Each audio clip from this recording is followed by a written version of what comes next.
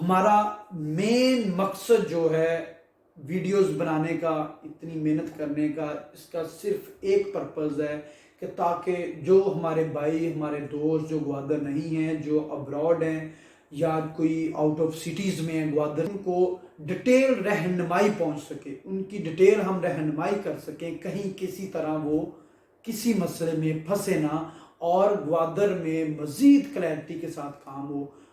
बिस्मिल्लाहिर्रहमानिर्रहीम। मैं हूं Ghulam Mustafa from Unico real estate and builder Gwadar से। आप देख रहे हैं हमारा YouTube channel Unico estate official. जैसा कि हमने आपके साथ पिछली वीडियो में वादा किया था कि हम इंशाल्लाह आपके लिए एक बड़ी इनोवेटिव और क्रिएटिव वीडियोस लेके आएंगे जिस पे आज तक किसी ने बात नहीं की। जो हम आज आपके लिए टॉपिक लेके आए हैं वो बहुत ही इंफॉर्मेटिव है और वो आज का हमारा टॉपिक है कि ग्वादर में ज़मीन खरीदने का तरीका, ग्वादर में ज़मीन कैसे क्लियर करवाई जाए। इसको इंशाल्लाह हम आपके साथ शेयर करेंगे एपिसोड की शक्ल में, जिसकी फर्स्ट एपिसोड आज हम आपके साथ शेयर करने जा रहे हैं। कोई भी ज़मीन ग्वादर में आपको पसंद आती है, आप ज़मीन बाय करना चाह रहे हैं, तो सबसे पहले आप ज़मीन का विज़िट करेंगे। जब आप विज़िट करने जाएंगे तो आप उस ज़मीन का पिन लोकेशन लेंगे और पिन लोकेशन जीपीएस के ज़रिए, गूगल के ज़रिए वो पिन लोकेशन आप नए मास्टर प्लान के ऊपर चेक करेंगे कि नए मास्टर प्लान में ये कैटेगरी के लिहाज से कहाँ फॉल कर रही है। ये आर में आ रही है, R2 में आ रही है, R3 में आ रही है, B&R में आ रही है, M1 में आ रही है, बिजनेस कैटेगरी में आ रही है, लॉजिस्टिक में आ रही है, कमर्शियल में आ रही है। ये सारी डिटेल आप नए मास्टर प्लान पे चेक करेंगे और साथ साथ ये भी चेक करेंगे कि ये क्या आया ज़मीन, ये कहीं रोड में तो नहीं कट रही, अगर रोड में कट रही तो कितने % कट रही, कहीं ये ग्रीन बेल्ट में तो नहीं जा रही, कहीं ये किसी नदी में तो नहीं जा रही। ये सारा आप नए मास्टर प्लान पे चेक करेंगे गूगल पिन के ज़रिए। वो आप जीपीएस के ज़रिए उसका पॉइंट लेंगे, उसके चारों कॉर्नर के 4 पॉइंट लेंगे, तो उसको आप जब चेक कर लेंगे आपको आइडिया होता है कि ये भाईजान क्लियर है, ठीक है। ज़मीन आपने नए मास्टर प्लान पे चेक कर ली कि ये ठीक है। उसके बाद अब इसका अगला स्टेप बनता है कि आप जिससे ज़मीन बाय कर रहे हैं मालिक को कंडीशनल टोकन का चेक दें।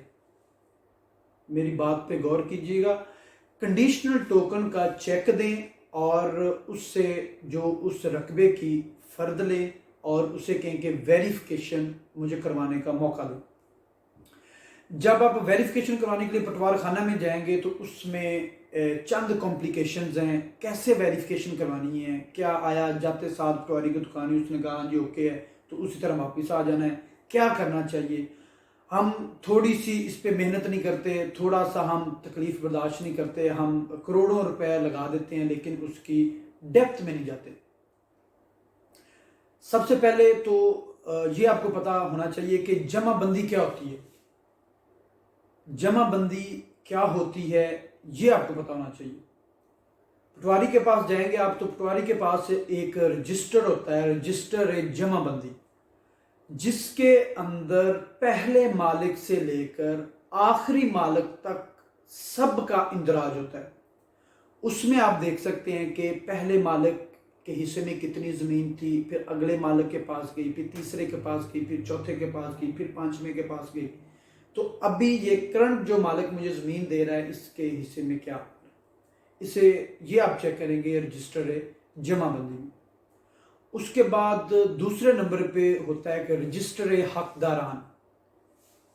रजिस्टर हकदारान क्या होता है, इसमें कौन सा मालिक, कौन सी खेवट, कौन से खसरा, कौन सी जगह में फॉल करता है और उसका रकबा कितना है, ये आपको पता चलेगा रजिस्टर हकदारान में कि आया इसका रकबा कितना है, इसके हिस्से में कितना आता है, खसरा कौन सा है, ये रजिस्टर हकदारान में आपको पता चलेगा। इसके बाद तीसरे नंबर पे होता है रजिस्टर गिरदावर,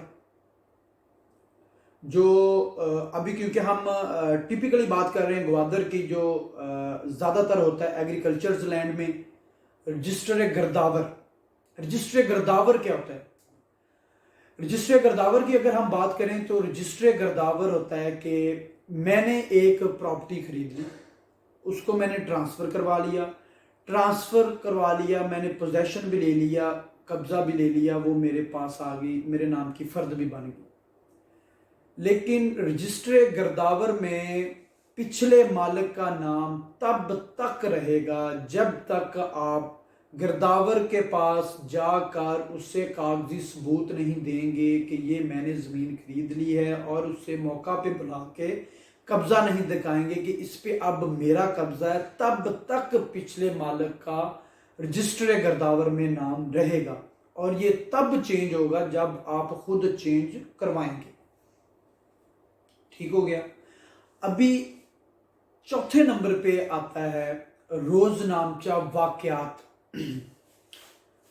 रोजनामचा वाकयात क्या होता है कि जिसके अंदर तमाम फरदात, तमाम इंतकालात की डिटेल 1 बाय 1 डिटेल इंदराज होता है उसके अंदर।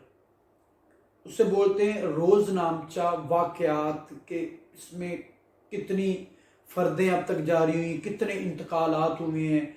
जैसा कि आप वेरिफिकेशन करवाने गए हुए हैं तो इसमें आप देखेंगे कि स्टेप बाय स्टेप कितने इंतकाल हुए हैं, फिर आगे इंतकाल हुआ, फिर आगे इंतकाल हुआ। सपोज एक बंदे का 100 एकड़ रकबा था, उसने 50 बेचा, उसके बाद 50 बचा, फिर उसने 25 बेचा, फिर उसने 10 बेचा, फिर उसने 5 बेचा। ये इंतकालात हो रहे हैं, फरदात जारी हो रही हैं। इसे बोलते हैं, ये जो होता है इसे बोलते हैं रोजनामचा वाकयात।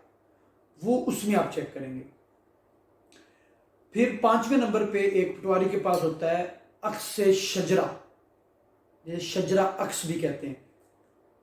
अक्स शजरा होता है कि पटवारी के पास बहुत बड़ा कपड़ा होता है जिसके अंदर तमाम मौजे की डिटेल होती है, तमाम मौजे का अक्स बना होता है कि उसमें कौन सा खसरा कहाँ से शुरू होता है, कहाँ ख़त्म होता है।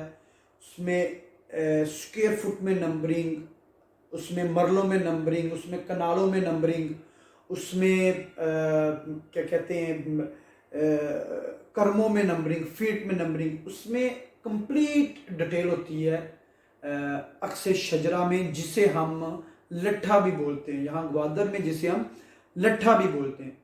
तो फिर आप लट्ठे पे भी चेक करेंगे कि आया कि ये जो मैं ज़मीन खरीद रहा हूँ ये स्क्वायर एंगल में है, या ये ट्रायंगल में है, या ये कोई गली तो नहीं बनी हुई कि यार बाद में आप कहें कि यार यहाँ तो मेरा कुछ बनेगा नहीं, मैंने तो इसमें हाई रेंज बनानी थी।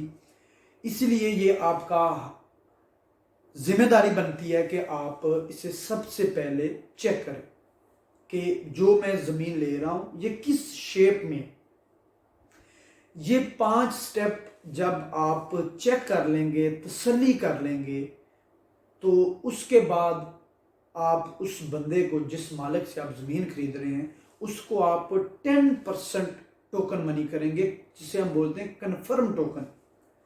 10% कन्फर्म टोकन करने के बाद आप उसका, उस ज़मीन का, उसकी डिटेल का आप न्यूज़ एड लगाएंगे, जो आप फ्रेश फर्द बनवाएंगे। ये सब कुछ चेक करवाने के बाद फ्रेश फर्द आप फर्द बर रिकॉर्ड बनवाएंगे, और फर्द बर रिकॉर्ड बनवाने के बाद आप इसका न्यूज़ एड लगवाएंगे, और उसका दौरानिया होता है 7 दिन।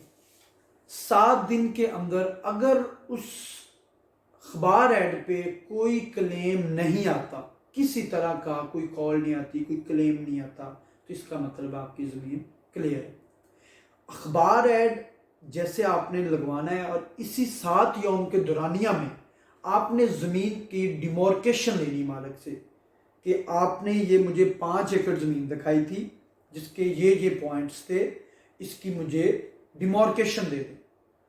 मालिक को साथ आप लेंगे, साथ आप जीपीएस वाले को लेंगे जो कि जीडीए का जीपीएस वाला होता है, ऑथेंटिक जीपीएस वाले को लेंगे, मालिक को लेंगे, पटवारी को लेंगे, पटवारी साथ लट्ठा लेगा, एग्जैक्टली जाके बताएगा हाँ जी ये खसरा यहाँ से शुरू हो रहा है, यहाँ ख़त्म हो रहा है, ये आपके 5 एकड़ बन रहे हैं। उधर आप अपनी निशानदही करेंगे जिसे हम बोलते हैं डिमोर्केशन। ये न्यूज़ ऐड और ये दोनों चीज़ें, मतलब न्यूज़ ऐड पे क्लेम नहीं आया और इसी दौरान में आपने डिमोर्केशन कर ली। अभी इसका जो अगला स्टेप बनता है वो है कि आपने उसको 25% टोकन मनी करनी है। एग्रीमेंट हमने 25% जो बयाना करना है, हमने कैसे करना है? क्या उसके लिए 100 रुपए वाली मालियत वाला स्टाम्प पेपर चलेगा? एग्रीमेंट बयाना करने के लिए कितनी मालियत का स्टाम्प पेपर होना चाहिए? एक स्टाम्प की इकसाम कितनी है? ये सब डिटेल इंशाल्लाह हम आपको बताएंगे एपिसोड नंबर 2 में।